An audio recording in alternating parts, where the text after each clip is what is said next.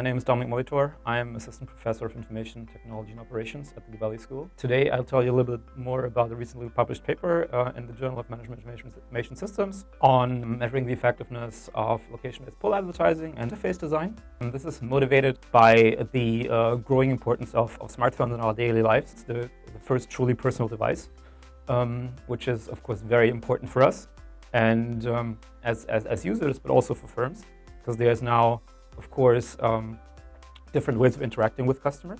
So in the early 2010s, when I started my PhD, smartphones became more and more popular, and there was in that field very little research on how that is actually changing consumer and firm behavior and the competition between different channels and how that interacts with the overall topic of advertising. On top of that, I'm very interested in geolocation and mapping software, and essentially this whole topic around GIS, meaning that Geographic Information Systems. And the other layer is the device itself. So I was intrigued just by phones evolved from being a feature phone to actually a larger phone with a touch display that has just a different interaction model compared to just using a mouse or a keyboard.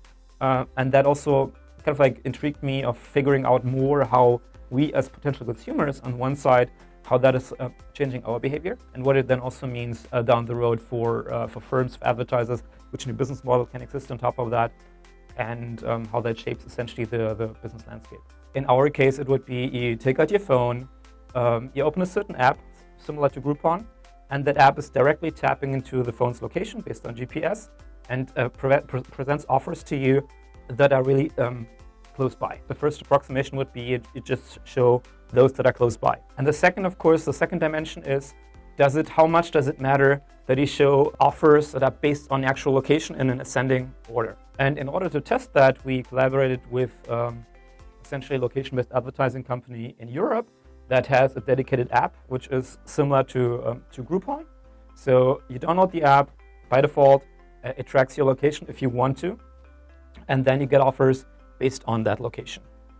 Now, in order to test what I just mentioned, namely the impact of the interface design and the distance information, we had to essentially run an experiment, namely by just focusing on users that downloaded the app for the very first time and then randomly assigning them to different treatment groups. So meaning that the default treatment group is sorted by distance with distance information. We have another fraction of customers that were randomly assigned to another interface, namely where the offers were randomized, meaning that you still see if something is half a mile away or a mile away, but the first thing you see is not necessarily the closest thing. What we did in the third design, another fraction of the customers of the new users were assigned to a treatment where offers were sorted by distance, but we didn't show them the actual distance. The fourth group of customers were randomly assigned to an interface where there was no distance information, and the offers were also randomized. And what we did is we ran that experiment, and roughly 4,000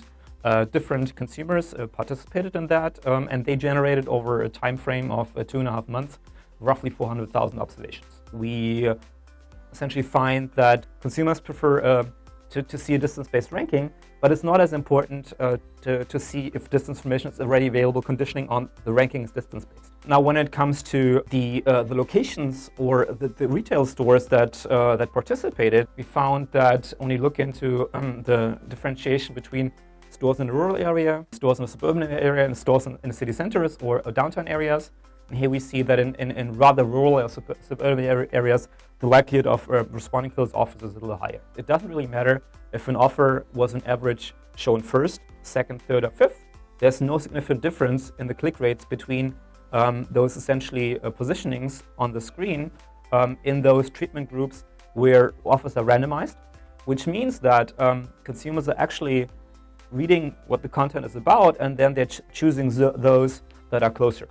So our study caters to consumers, platforms offering location-based advertising, and retailers/restaurants alike, because first of all, we think that it's important to understand how smartphones have changed consumer behavior, and then in this regard, how interfaces are changing essentially consumer behavior. With that understanding, of course, platforms can adjust their offerings, can personalize the rankings, for example. And then, of course, on the retailer side, aside from participating, they can, when they learn more about kind of like consumer preferences, differences between different locations, and they can make adjustments to their prices, to their offerings, etc. And that gives them an edge over those competitors that are not using those types of services.